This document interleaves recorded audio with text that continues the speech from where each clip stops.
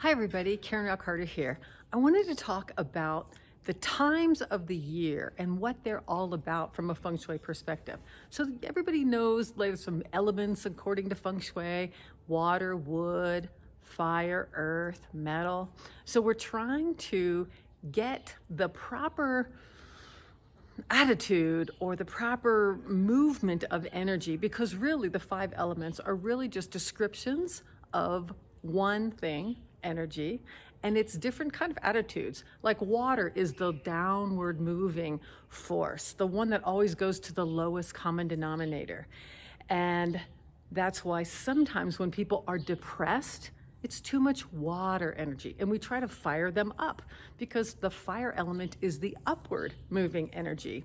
And wood element, like this tree here, depiction is depicted of springtime and new growth, getting things started, like the buds bursting forth in the spring.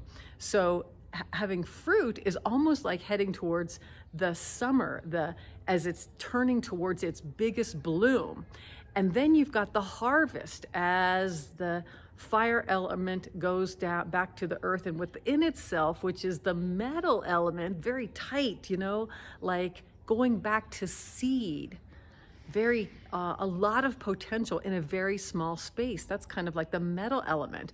And that's why we say the metal element is the completing thing, getting the job done, reaping the harvest, and then going back to the water. We're all birthed from water, so it's kind of like the very beginning, but it takes the full cycle of the water element birthing the spring buds, blooming up into the summer, and the fire element coming back to that still point between growth and reduction. There's that moment of pause. That's the earth element, stillness, coming back to the seed, very tight, compact, but a lot of energy inside, going back to the winter of water, and then doing it all over again.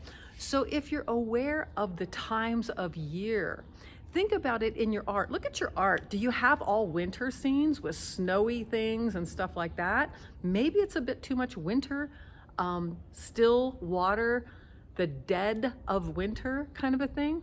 And maybe you need something new, something fresh, something bursting forth.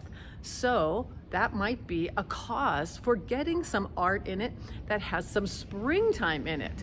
Or maybe you're trying to get this project to be thriving for you. Maybe it's time to go full summer. I see a lot of people using sunflowers for that maximum fire energy in a plant.